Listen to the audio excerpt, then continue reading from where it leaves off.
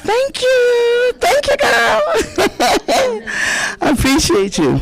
Pulse check 1 2 1 2. Can you all hear me okay? Yeah. No, that microphone is just going to the web. Oh, That is just to our virtual audience. the things we learn in 2025. Greetings, greetings, greetings, and salutations, everyone. Welcome to the Pulse Check Experience. Thank you for the grace for that frenetic pace you just saw. And actually, what you witnessed is going to be folded into this experience today, right? Because I've lived long enough, and I have a feeling that most of you all have as well, that you can't lift anything powerful or impactful by yourself. Right? It's just not going to happen. So you have people like here in St. Louis who have been impacted by this tornado, as I have been. We all have been. I haven't been in my house since May 16th.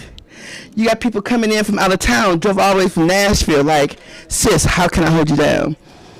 Of course, I have my amazing program coordinator here. Is like, I'm a little under the weather, but I'm going to mask up and show up anyway. And then all of you. So I just want to acknowledge that as much as I would have liked for this to have been more polished, I have a feeling that that might be a vestige of a certain, God bless you, a certain supremacy of how things are supposed to look. But we'll get into that, right? Let us start first by just acknowledging that we are here. We are on land that did not originally belong to us. And American Friends Service Committee is a Quaker organization. Is anyone here familiar with Quakers? Oh, I think Nirvana is about to show up in here. So we can discuss that a little bit more in a moment, but one of the aspects of a Quaker tradition is something called centering silence. Is anyone familiar with that? Does that sound familiar to some? Centering silence. So what that means is that for the first minute in a gathering, before any business has happened, we sit in silence for a minute. So if I may appeal to all of you for us to do just that. And Alex, you can sit there, and I'm going to squeeze over here so I can be with the people, and we're going to center for 1 minute.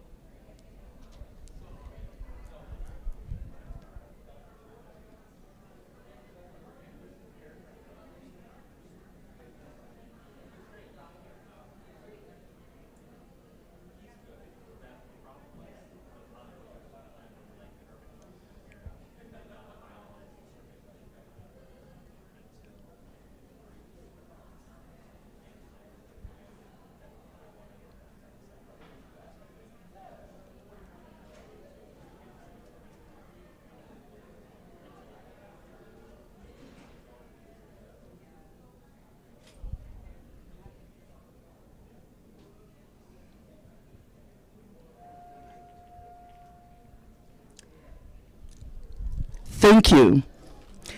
With that, does anyone not have a book?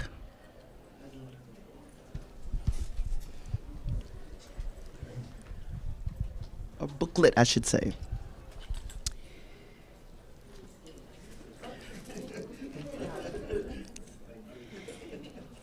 Is there anyone here for whom the conversation about being in a circle is a new one? This is a new experience for anyone? Okay. Thank you for that. So at the beginning of a circle experience, what we want to do is kind of consecrate the space. So we're going to do that by grounding and listening to lyrics that I believe truly led each of us to be together today. Okay? So, and then we will get right into it. child that's born, a morning star rises and sings to the universe who we are.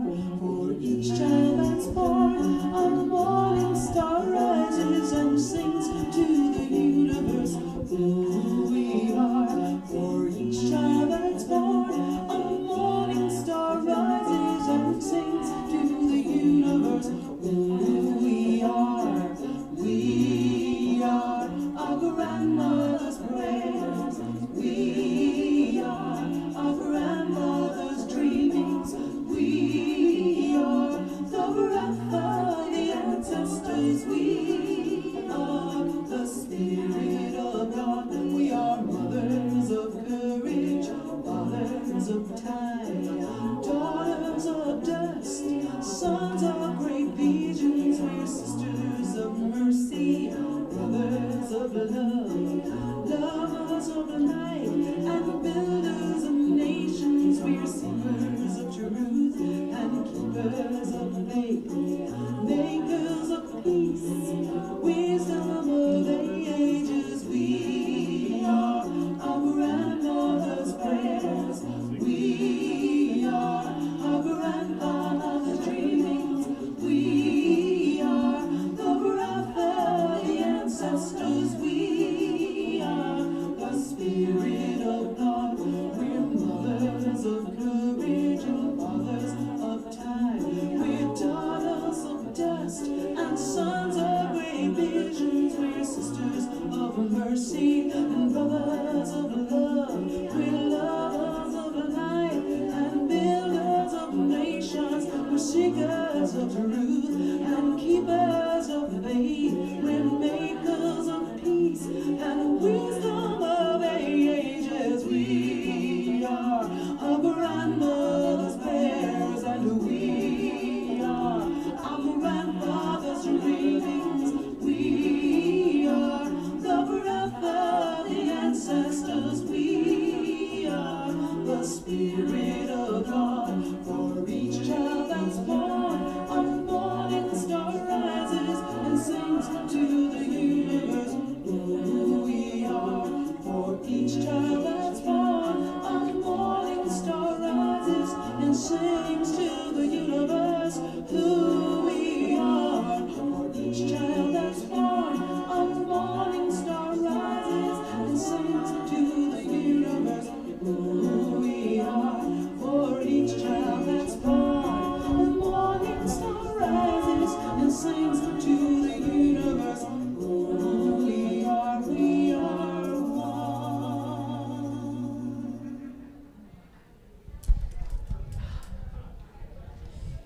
Thank you for that. Do you all agree with those lyrics? Does anyone have any thoughts they would like to share about that? I promise you, I am not beyond just walking up to somebody and giving them a mic. Hi, I'm Dion. I like the last line, which is "We Are One." That's my favorite Frankie Beverly and Mays song. "We Are One." Indeed, indeed. Thank you for that. Anyone? Yes. Not to make it about me.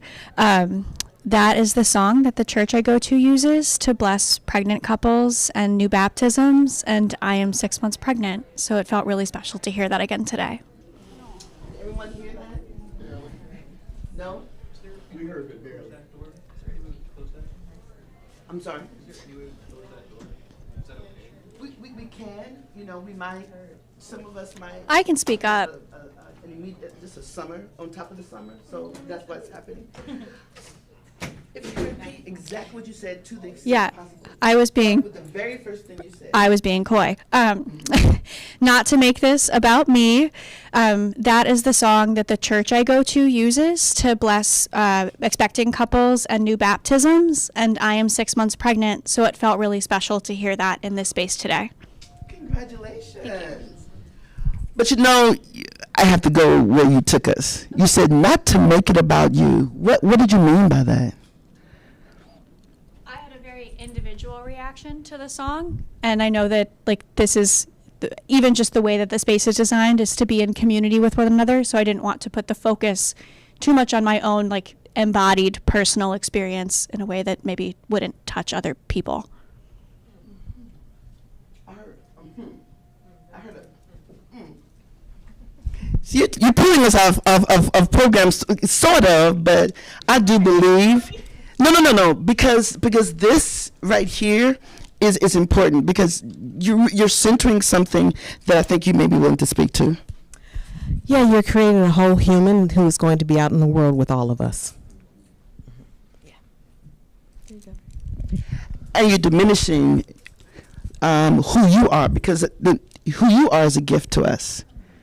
And you did it so effortlessly. So I'm not trying to put you on blast, but I'm just following your lead, right? So with that, congratulations on being 6 months. And yes, that song was very, very intentionally chosen this morning at about 4:42 a.m. And I was like, I don't know. I kind of want to be asleep, but it seals what we're here to discuss today, and that's about being in community with each other, in having an intergenerational conversation.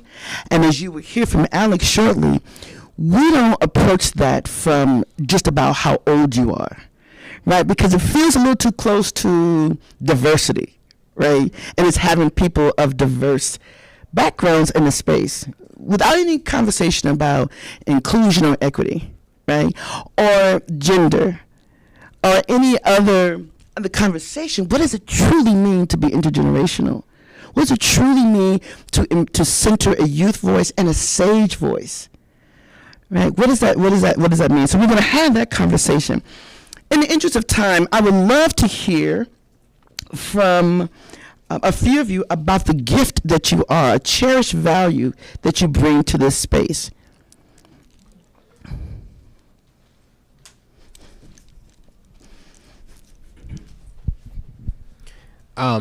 I can also, anyways, that's fine. I was going to say I could run the microphone around if you don't want to keep getting up.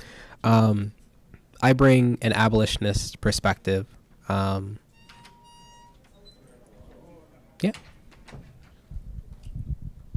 Thank you for that.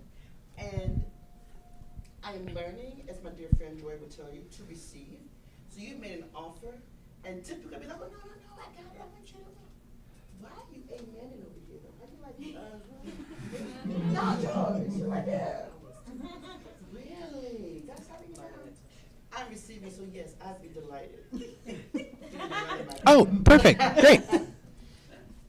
Thank you for sharing the abolitionist perspective. You may see on the trees before you that referenced. This is culled from a conversation that we had with members of community members from St. Louis. We asked them point blank period, what do you want to see? These were the thoughts. They're absolutely their words, not ours. So thank you for that. About two other people who are willing to share their cherished value that they bring to this space.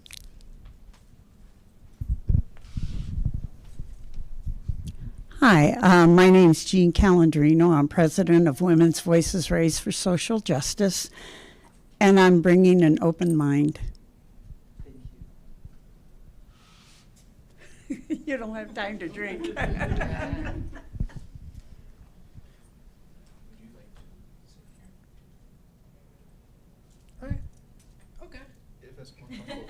Oh, it doesn't matter. Oh no, we just don't sit. No, we're fine. We're good. Oh, okay. I'm about to say you stay there.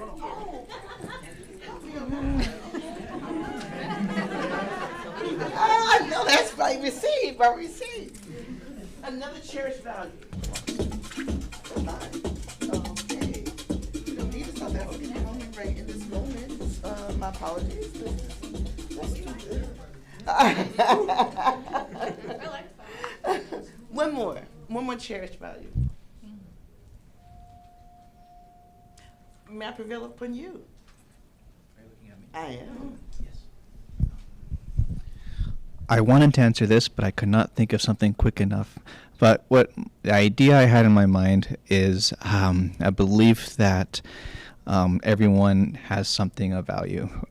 or is of value without having to do or say anything specific. I believe in the inherent value of each person.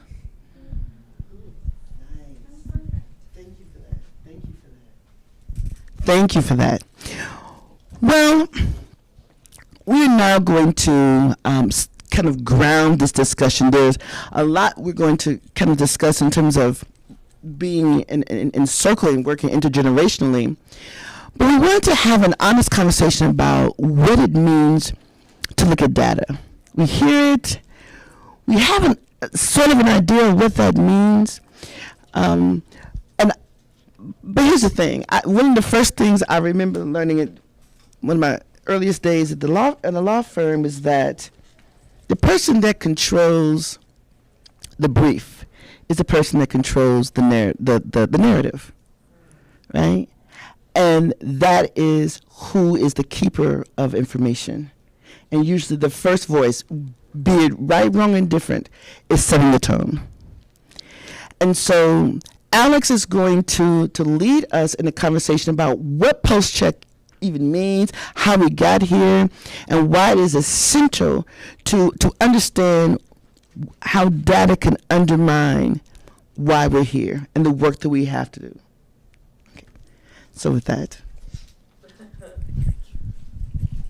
Thank you. So I don't really know how to work this clicker, so we're going to experiment a little bit. But my name is Alex. I use they, them pronouns, and I'm going to get us started in here. So let's talk about the objectives for this conversation, for this circle. One, to deepen your understanding how community-driven data and organizing can serve as springboards for collective action and systemic change. Strengthen intergenerational collected and shared power through truth-telling and testimony. And expand your capacity to apply restorative tools such as circle processes and peer mediation to transform school discipline, advance community safety, and disrupt systemic neglect. So let's talk a little bit about Pulse Check. In our Pulse Check experience, we did it earlier this year. It was designed to be both a healing circle and a strategy lab. It was designed for people in the community, our partners and young people, and anyone who really cared to participate, to come together and have a discussion about what our community needs and what care and community action can look like. So we had some really powerful testimonies from some of the young people who talked about the necessity of third spaces, who talked about the necessity of having trusted adults in their community, and who longed for a warm hand on the shoulder. They expressed that need in their lives. So here's some of the data that we got from the survey that we did about things that people thought were important or relevant to their community work, or things that they saw needed in their community. So as you can see, it's a little bit diverse. A lot of people wanted conflict resolution training, healing circles, dreaming vision, and artistic experiences. There was a little urban gardening. I don't know if anyone here has a green thumb. I do not, but urban gardening is a huge part of food sovereignty. And it's much needed in our communities, especially North City and North County. And, physical intergenerational storytelling circles, right? That was also a big one, and that's kind of what we're trying to lead you through today. So what is the narrative? We hear this all the time. Young people don't care. Young people are violent. Young people are failing, right? We hear it about our schools. We hear it about our communities, that it's the younger generation that is leading us to failure, that is harming our communities. And it's not true. But it's a narrative that's created, and it's something that leads policies that happen, whether it be the governor taking control of SLMPD because of the rising crime rates, or whether it be, the no phone policy in school, whether it be like the route to disciplinary actions against young people that are disproportionately affecting young Black people in our schools. The narrative matters. It matters, you know, and I often think of, when we think of how narrative and data can cause a lot of harm, I think of the Moynihan Report. Is anyone in here familiar with the Moynihan Report? So just to explain a little bit about the Moynihan Report, it's kind of where we get this narrative of the welfare queen, right? It's called The Negro Family, a Call to National Action, okay? The writer of the report, Moynihan, came up with a series of problems he saw in the Black community, such as the welfare queen, the matriarch of the family, not having fathers. I know you guys have heard these narratives before about the Black community, and he decided that these truths, right, quote unquote, about the community were a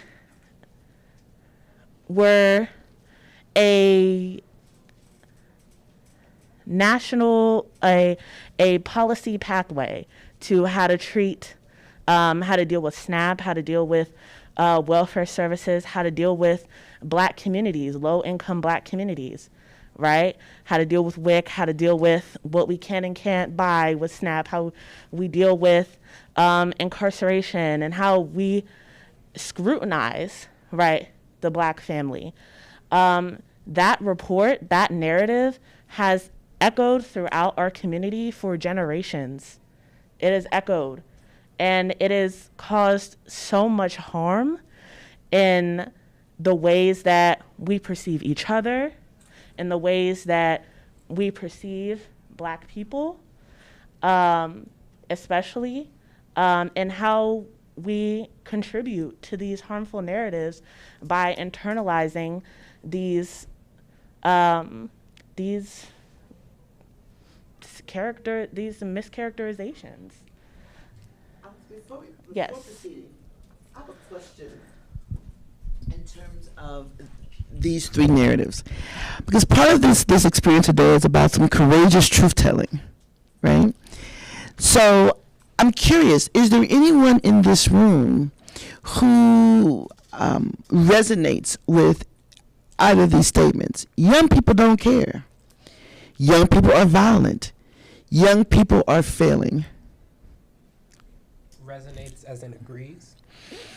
Resonates and agrees, has thought that, has heard that, is that, you know, is on the fence about it, has an opinion about it. A thought?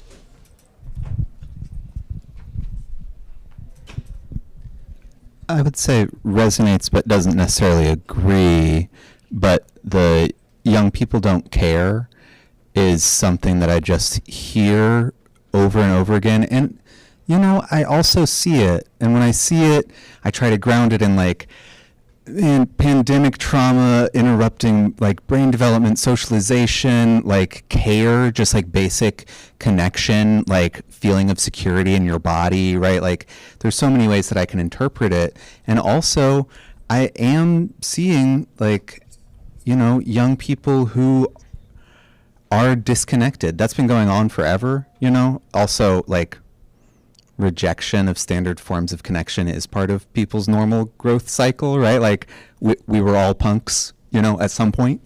And so that's not unusual. But it still resonates. But there's something that feels more pressing now. But also I'm at a point in my life where it's one of the first times when I'm in spaces where I'm feeling older than. And so maybe this is also like my process of, for the first time, being the one on the other side of that disconnection time and seeing it from that angle. So there's enough going on that I'm still open-minded about all of it. It definitely resonates for me, and it's felt specifically. So I work for a nonprofit. We are contributing heavily to our pantries in North City right now. one of which was Centennial Christian Church. We bought about 500 backpacks for their back to school program, and when approached by the pantry director, I was really excited, and I was like, oh, great, like, I got to get cute stuff for the girls and the boys. And then we were halted and was like, no, SLPS needs clear backpacks. Clear backpack policy.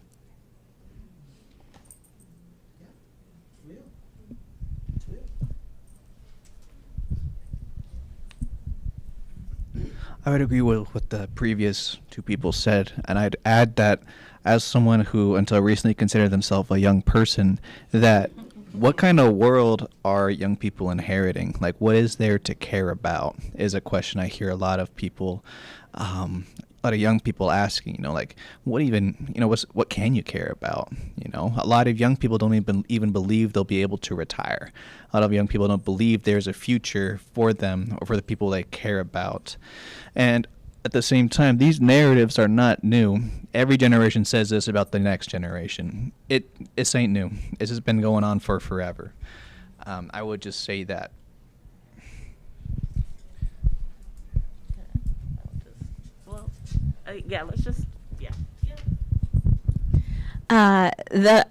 I understand. I don't even want to say they resonate with me, but I spent almost 20 years as a youth librarian, and so I can tell you that young people don't care is a fallacy.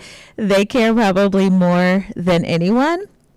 And I think they don't get credit, but they also recognize that, especially those that aren't old enough to vote, that they see the generations before them making what they think are a lot of mistakes. They're not taking care of people, they're not taking care of the environment, and they are just, they feel maybe a little bit despondent and hopeless that they aren't able to be a part of that change. But they absolutely care.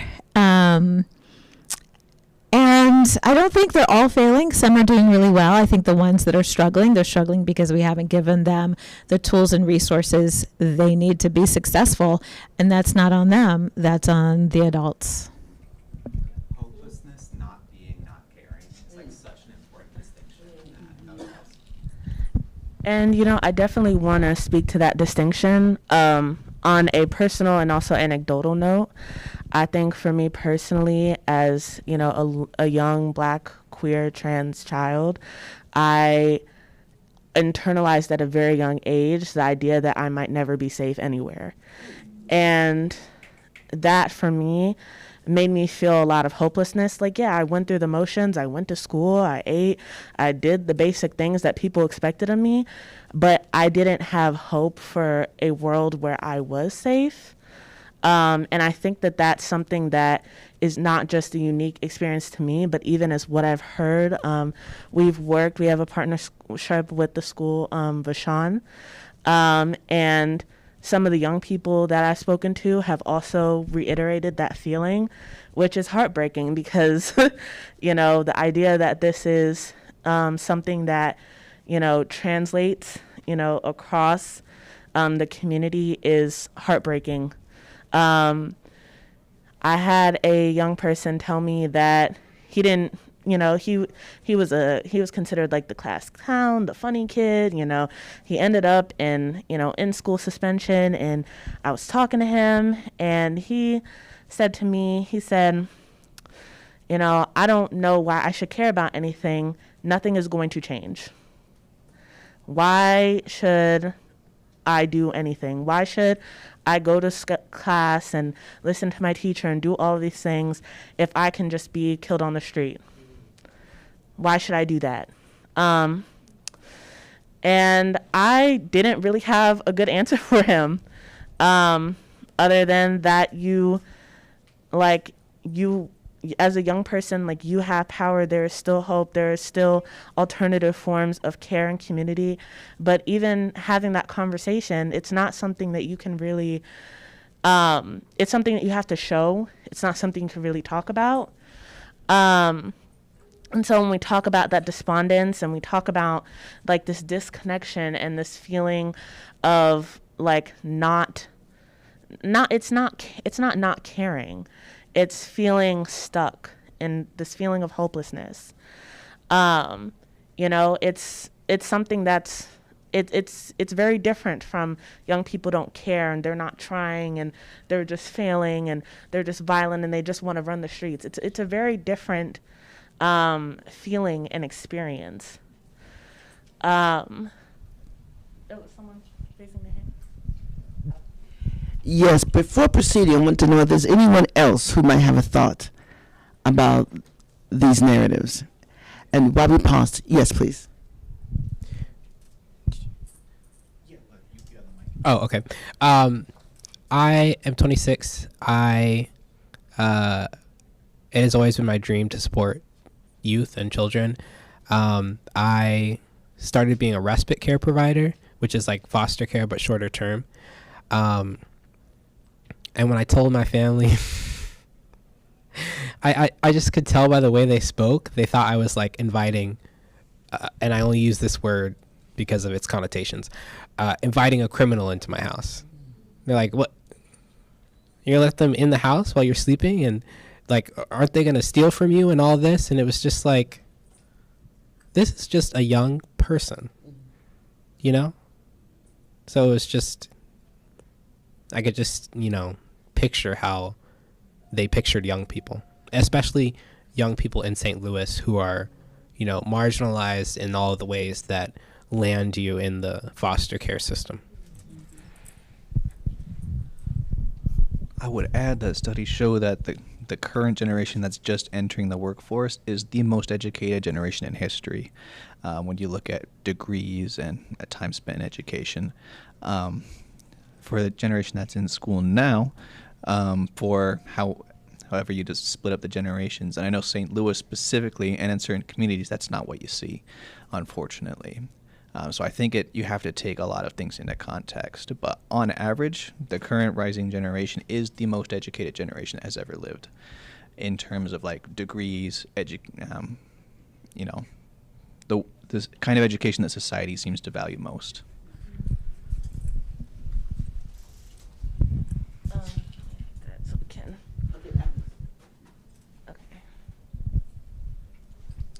Before proceeding, I just want to pause to acknowledge why I think it's important that we have this conversation right here.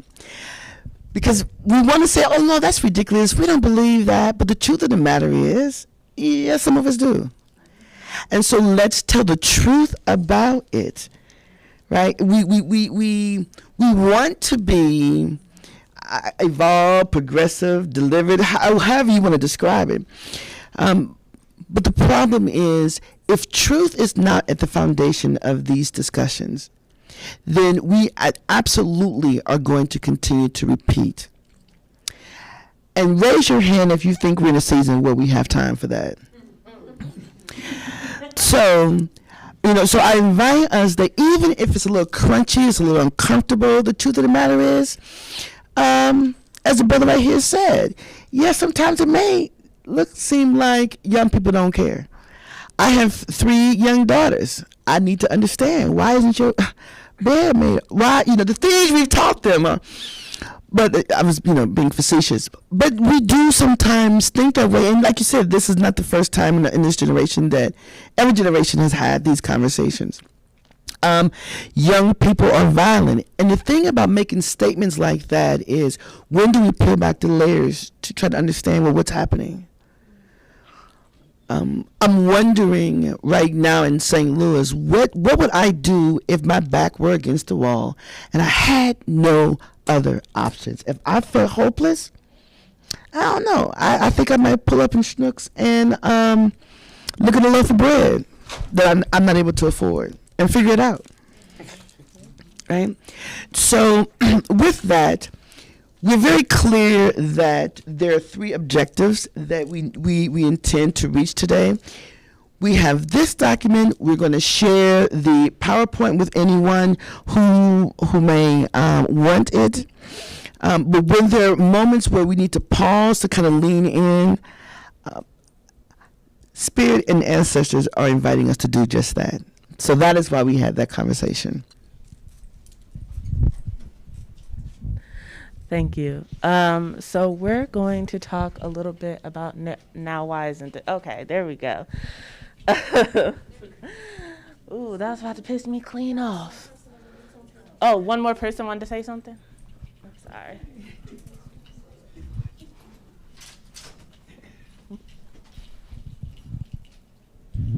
I think it depends on what segment of young people we're talking about. You know, if we're talking about, say, the 20% that we're most concerned about, yeah. If we're talking about the 20% that we're least concerned about, it'd be no, but I wish they were more serious about the other 20%. So if are kids killing kids at unprecedented rates, particularly in black poor communities? Heck yeah. You know, do they feel alienated? Yeah, all of those are yeah. But that's because we're failing them. I mean, it's because we've allowed the culture to devolve to the point where, like you implied, many are desperate. Thank you for answering that, because I was going to ask you, well, why is that happening? And you answered it, said we're failing them.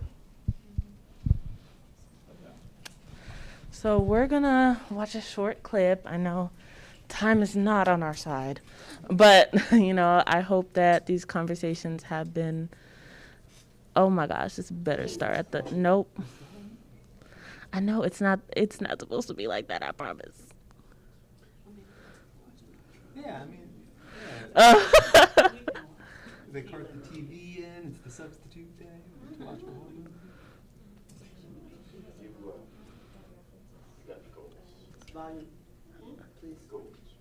This is at the top volume. I know. The only thing I'm good at is spelling.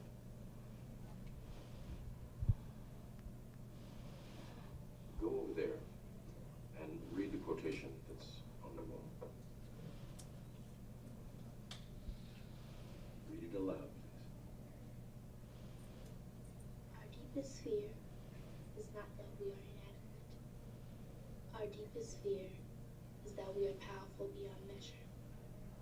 We ask ourselves, who am I to be brilliant, gorgeous, talented, and fabulous? Actually, who are you not to be? We were born to make a manifest, the glory of God that is within us. And as we let our own light shine, we unconsciously give other people permission to do the same. Does that mean anything to you? It's written in plain English. What does it mean? I'm not supposed to be afraid. Afraid of what? Afraid of me.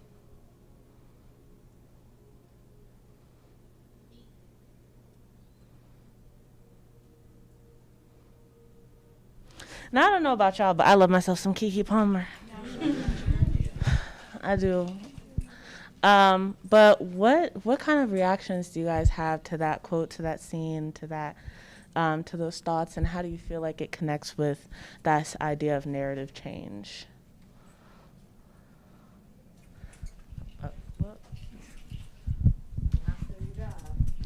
I'm just thinking about how when she doubted herself, he approached the situation with calmness and just gave her direction on how to kind of reroute her thinking pattern. You know, just how we should have more patience, I think, with everyone we're dealing with, but especially children, and just giving them grace in their navigation of life.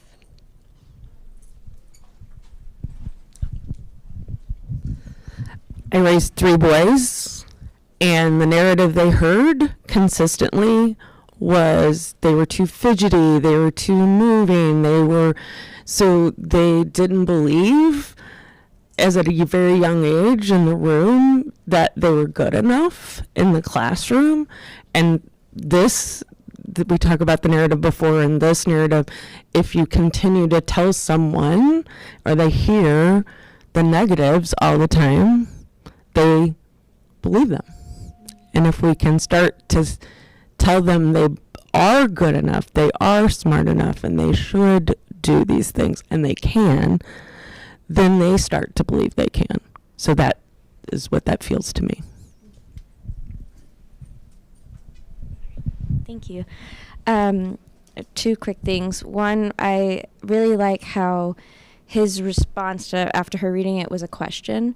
It wasn't a like, so this is what that means, or it was, what did this mean to you? And it really, I think, it gave space for her to come to conclusions on her own, which is usually when the most impactful conclusions are made. And then just personally, I haven't watched this movie in a long time, but I love it, and I've watched it probably dozens of times.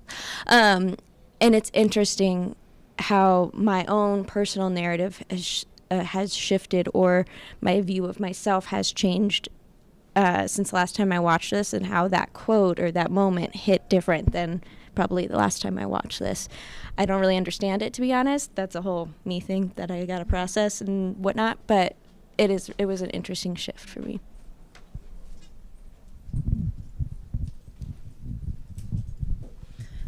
For me, tying in the last conversation that we were just having about those narratives, right? I like the way that he handled her, and I feel like that's how we should be handling the youth. When we ask ourselves, are they failing? Are they violent? Specifically speaking to them failing, it's not that they're failing, it's that we are not putting them in a position to choose themselves. I think, yeah, I don't think they're failing. I don't think we're putting them in a position to choose themselves. So when she read that quote, he knew what it meant. He knew that she was powerful, but when she tried to divert away from it and say, no, well, I don't know, or tried to say, no, my anxiety is too high, or no, I don't believe in myself, he said, it's in plain English, as in like, this is already in you. This gift is already present. Now do it, but I think the younger generation right now, the reason we think they're failing is because when they can't, or they begin to succumb to the pressures that are around them, we're not telling them again, no, it's in you. No, you can do it. So like I was having so many different layers, right? Like my brain is always going towards systems, right? Like what are the environmental conditions? What are the factors that are going on that produce these feelings of disenfranchisement that we were speaking about before, that feeling of hopelessness, and like that sometimes, Hollywood likes to smooth the narrative over, right? And so like I was having this reaction of like, obviously Lawrence Fishburne is an incredibly charismatic man and he's doing a wonderful job on this screen, but like, is this intervention, quote unquote, enough? And so, does that run upstream against police brutality, history of redlining, slavery, lack of reparation, right? Like the laundry list of reasons that these things are impacting so many youth in so many different ways. And also, I do know the power of a mentor. And I do know the power of like a stable adult who cares and is there. Does it undo that damage? No, but it is kind of the only way anyone's ever gotten out of it. So it is enough from a human perspective. So I don't know, just processing. I'm not arrived, but yeah. No, you were next. Okay. I watched this also when I was younger, and seeing it again, like when I was younger, I was like, oh, it was a tearjerker moment for me. I'm like, oh yeah, you can do it. You can be anything you want to be. But seeing it today gives me a sense of sadness, because that's not the norm. That's not what the majority of the people are putting into children, and the message that's being given to children, it's not that. And so while I think this is great, and you do have those individuals and those teachers who really care about the students and who really put their all into the students, but it's not all of them, and it's not all of the adults that are in their lives that are helping to shape them. Oftentimes it's quite the opposite, and they do hear all of the negativities, and that's what they're internalizing, and it's just this vicious cycle.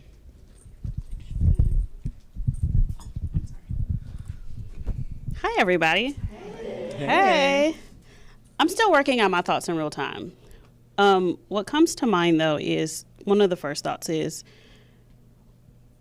I don't think we're speaking about all youth like equally, right? If we're decoding this language, I think what people are really meaning when they say youth don't care, or Black under-resourced youth don't care, right? Because some youth in our society are deemed more redemptive, right, than others. They have more opportunity to be, redeemed and productive in the future, right? So they get a little bit more investment and a little bit more grace and a little bit more, space to make those mistakes without it completely, derailing them and society just writing them off. So like, that's one thought. And the other thought is, I kind of lost it because I don't think I'm very youthful anymore. I kind of lost my thought a little bit. But like that was the glaring thing to me. I think it's really important that we decode the language. And when we think about how we're pouring into youth, understanding that the way we pour into youth is not independent of the white supremacist ideology that we are all to some degree having to reckon with, because Black people can be perpetuators of white supremacy too. Because these are systems that were handed down to us in ways, and we have to undo that. And so, we're not, look at society, right? Our youth are existing, and they're seeing the world, and they're seeing how people are voting and what people are valuing, and they're a part of those conversations and witnessing these conversations we're having in our communities, right, and our globally, right, and online. We live in a very, right, like there's access. So they're aware of these things that are happening, and so we can't, that can't be true. All of the discontent and disruption around, equity and access, who gets what and why, and who gets to make those decisions, what we're seeing can't be true. And also our youth, particularly our under-resourced Black and brown youth, truly believe that they are being valued and supported and built up. Those two things can't really exist in the same, space. Where do I go? One thing I think I took was, hearing everybody talking about our youth and what they want them to feel is, but do we even feel that of ourselves? Do you feel like you're powerful? Like, do you look at that quote and look to yourself and feel that? You can't pour into someone and uplift them in that aspect if you yourself don't feel it.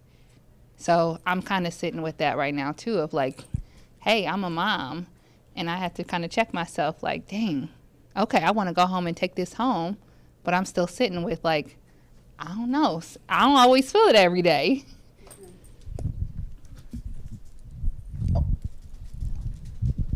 Okay, in the interest of time, I'm going to get these two, and then I would like to share a thought. We have a hard stop at 3:15. Is that correct?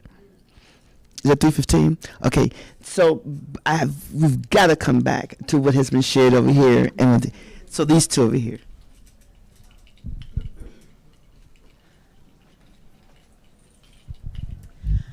To kind of piggyback on what the last few folks have said, I had a conversation on Monday with a therapist friend, and we were talking about the epidemic of boys committing suicide right now. And I wanted to know, I had my theory, but I wanted to hear her. Well, in general, like, I think it's primarily white boys. But her take on it was that when kids experience trauma, especially at a young age, they aren't able to discern what's happening, why it's happening. And so the only thing they kind of know to do is that there must be something wrong with me. And so then that becomes, I'm not good enough, I'm not lovable. And so thinking about the kids in our society that, as someone said, society considers more redemptive, they might have that trauma, they might still have those thoughts, but society is more likely to counter that with messages that says, oh, you are good enough.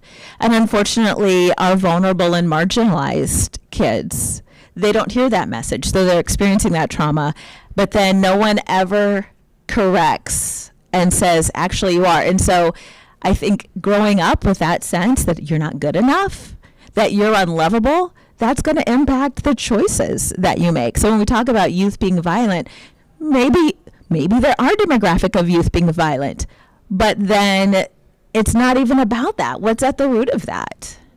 And that's what we never get to in our society. I recently started tutoring at a very underserved school in the city of St. Louis on the south side that is, I think, 98 or 99% black. One of the classrooms, it has a single teacher with, I think, like 34 kids in the class. And a statistic that I recently heard is that if a child can't read by the time they're out of third grade, they're going to prison.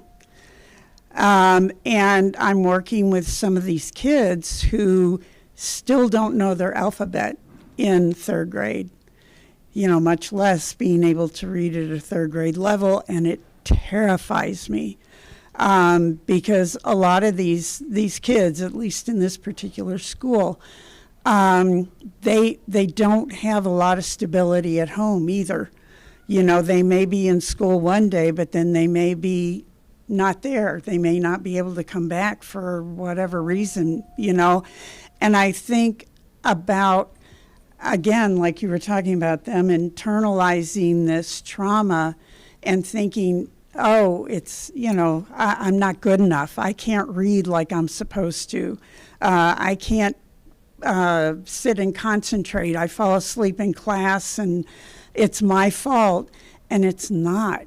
It's the society we're in. It's the government that we have. It's the lack of caring for these most vulnerable people.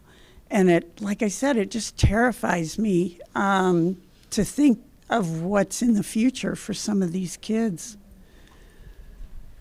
I know you wanted to share something, Barbara, but in the interest of time, I really want to just get to the dynamics. But this is the point that needs to be made. And because what I want to acknowledge is that there was a shift here with this clip. The focus was at first blush seemed to be about young people. What do young people think, right? But how many of us who are not 12 or 11 or however old Akila is are still wrestling with these very issues, which is what has been already expressed. And the reason why that is so important to identify is because there's this us against them and young people but see, many of those of us in the sage set, many of those of us who are not that age are struggling with the same issues. But for some reason, it's a problem when it comes to youth, and we're not willing to look at it ourselves. So how are we able to show up powerfully for young people if we don't ourselves recognize, I got some energy or some stuff around. Am I enough? Am I worthy? How have I handled trauma? Are there any limiting beliefs that I have inherited that I may have passed on unaware? And so when it comes to having these conversations and these discussions in these circles and working with young people in whatever capacity, whether it's as a relative or as a professional, if we're looking at the issue is there and we're not able to stop and pause and go within, right? Not only are we setting ourselves up, guess what young people can see? I'm going to tell you what my daughters told me. They told me as early as 4 or 5, they knew if something wasn't right. They already know. They may not have the language, right? They may not have the words, but they know, which means they know when we're being untruthful. They know when we're fronting. They know when we're masking. And so now they are being called to walk out this walk duplicitously, right? Because we're telling them one thing, but we're walking out another. So this intergenerational conversation here again is not just about young people need to know this. So I really appreciate those in the space who recognize that, yes, this is real for young people, but it's also for us as well. Can we tell the truth? Can we tell the truth? Why are we so afraid to do that? Right? What's happening there? What are we going to appear? Weak? We don't know? What's happening there? Is truth-telling liberating or not? Right? That's exactly right. But here's the thing. But the mess that we're trying to avoid is the mess we're creating anyway by fronting and being unreal, untruthful. Please say more.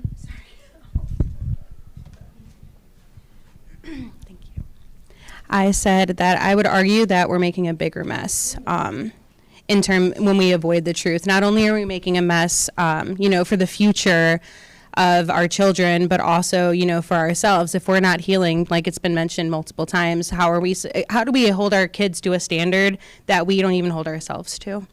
Another thing I wanted to say along those lines, one of the things that I find myself doing a lot, and I feel like maybe many more adults need to do, is that, it wasn't like, we can still remember what it was like to be young. We can remember, at least I would at least try to remember how it felt, to be in that position and to, I don't know, it's a very hard time. Not only are you still finding yourself, you're working on your impulse control, you have all of these responsibilities, you don't have a lot of support. And so it's just really important to try to put yourself in the place of the youth so that maybe we can build that connection that way as well. Thank you. This conversation has been really fruitful. I also want to point out something that you said about young boys committing suicide, and I think it's something to think about. Perhaps maybe suicide doesn't look the same for our young Black boys. Maybe, especially in our inner city communities, maybe throwing in the towel and as you mentioned, we're seeing rates of young people killing each other more than we have seen before. Maybe that's also a version of suicidal intent. And so I also want to acknowledge, oh, is this dead? No. Okay, wait, okay. Okay. Okay. Yes.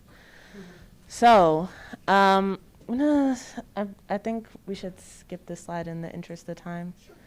So I want to talk about this intergenerational conversation and how we've talked a lot about how we want to empower youth, as Barbara said, but also, as many of us might not consider ourselves young people anymore, and that's fine, empowering and acknowledging the ways that we contribute to perhaps harmful dynamics with youth, the way we talk about youth, maybe sometimes they're not in the room or they have less agency than we do, because it's not just about imparting knowledge on youth. It's not about just handing down what we have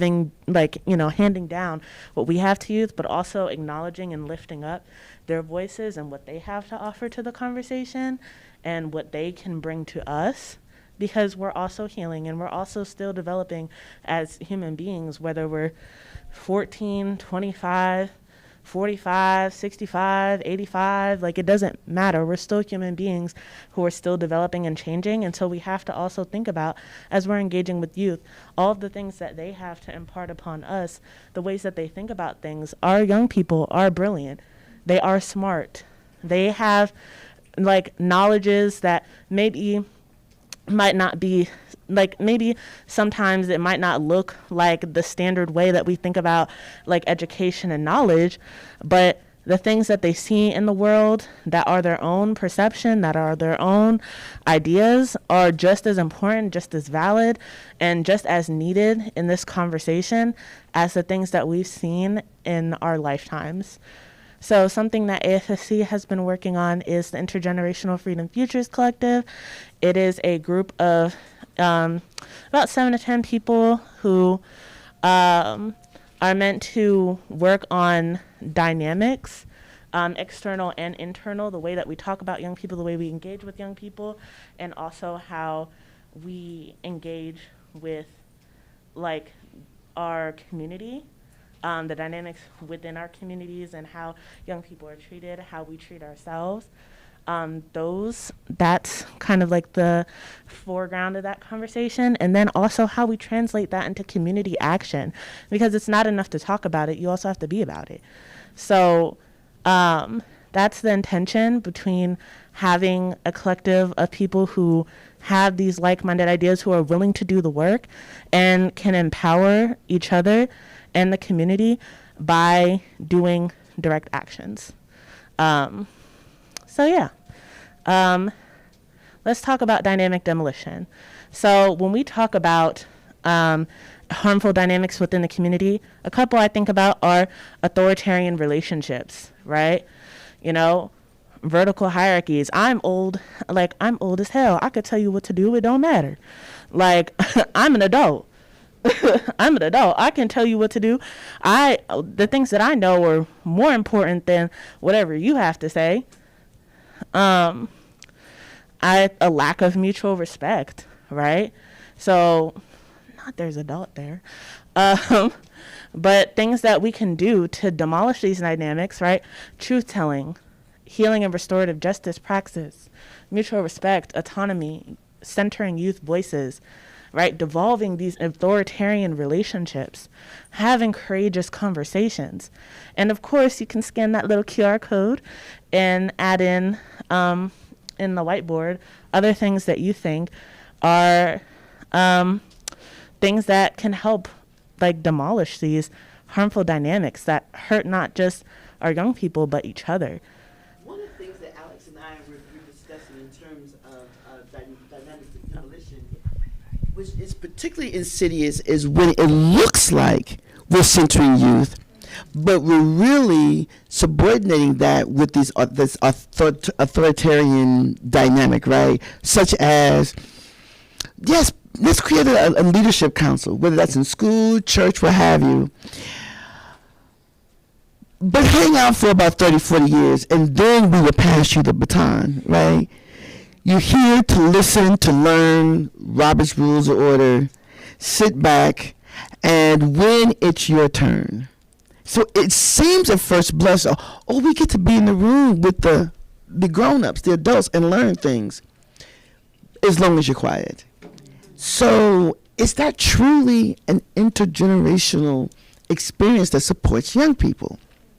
Is it? So it's important to peel back those layers to look at what's really showing up. We have 6 minutes. Is that what's happening? 6 minutes? Okay, 6 minutes.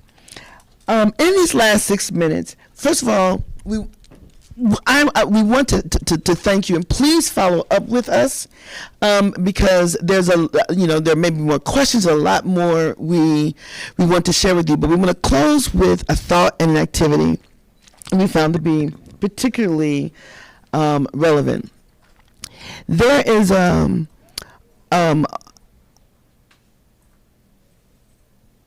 woman here in the St. Louis area whose son and granddaughter were mercilessly murdered. Mercilessly murdered. I think the granddaughter had something like 17 defensive wounds, right? And they were killed by the son's best friend. And what that mother did was take that pain,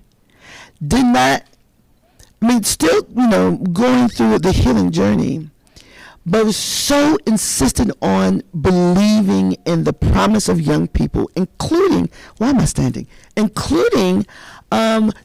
the systems that failed her, because the criminal justice system did just that, and the carceral system. But believed in what she's doing so much that she said she wanted to go back to school and create an initiative so that families in St. Louis could heal. And one of the things she's done is she's created a treat business. And she wanted to bless each of you today with one of her treats. So what Alex and I would like to do to close out this experience is for you to listen to the lyrics of this last experience. And then we would like for you to pick up a treat and share it with someone else in this room. Because at the end of the day, we all we got. We really are all we have. This is it. Right? This is it. This is it. Those of you who chose to be in this space today, we hope that when you leave, that there some seeds have been sown for you to reflect on what it means to be in an intergenerational discussion and conversation and space. So with that, was there anything else you wanted to say?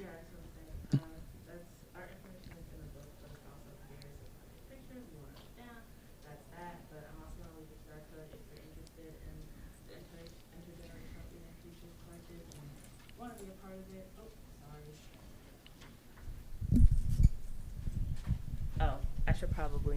Yeah. I'm just going to repeat that for the web. So this is our contact information if you guys are interested in contacting us about anything, really. And I'm going to also have a QR code up here. If you're interested in the Intergenerational Freedom Futures Collective and you want to be a part of it, you want to work with young people, work with demolishing and abolishing these harmful dynamics in the community and doing community action and community work, doing this internal and external work, and also planning and organizing community work. There's that too.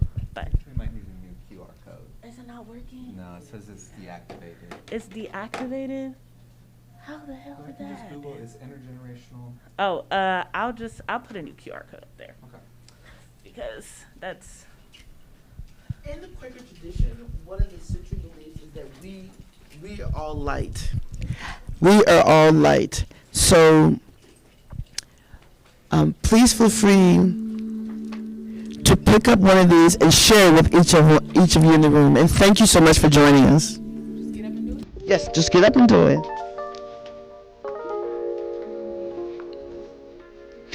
Pick it up and share it with someone else in the room. So you're going to pick up one and give it to someone else.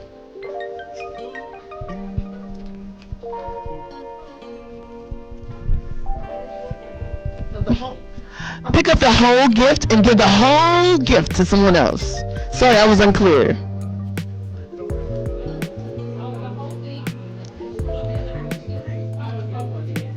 This is sensational. Sensational.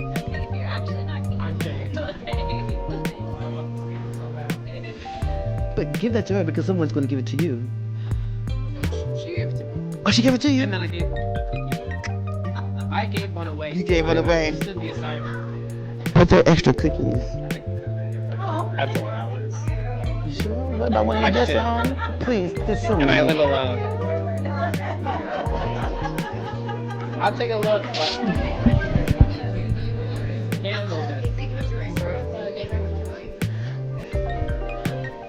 so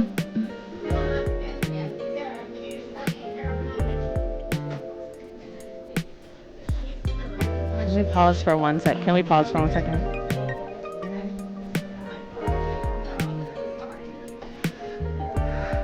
Okay. Everyone, just a quick thing before y'all, get your goodies and head out and whatever. So the QR code is not working, but if you are interested, feel free to email us. Everyone has the email in the booklet. And we would love to have any and all of you. So if you guys want to be a part of the Intergenerational Freedom Teachers Collective, just let us know.